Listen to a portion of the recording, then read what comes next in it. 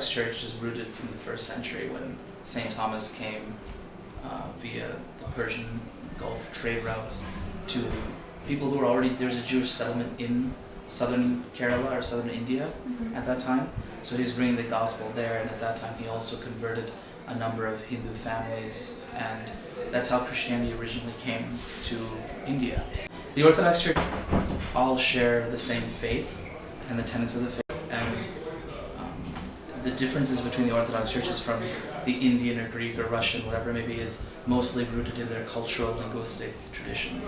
So our service is going to be very similar to pretty much all the other Orthodox services, and it's the first portion of the service is the liturgy of the Word, and so that's where we have the readings. And so we have the readings from the general epistles, including the Acts of the Apostles, and one of the Pauline letters, and then the priest, and in this case the bishop, read the gospel from the center of the church.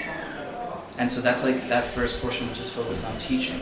Because traditionally, historically, the church at that time, following that portion, there would be the exposition of the faith, or teaching, explanation of the faith, and then the reciting of the Nicene Creed.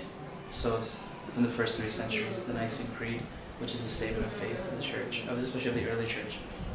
And at that time, anyone who was unbaptized or a non-believer would leave the church. There's a deacon who walked down the center of the church with the censer, and originally that was supposed to be him looking and asking those people who were not baptized to leave the church. So that the second portion of the service is reserved only for those people who were planning to commune.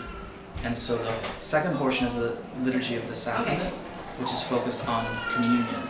Any of the traditions, any of the churches that are pre-denomination, meaning before the splits and before the Reformation, they all share a similar understanding of the bread and the wine being transformed into the body and blood.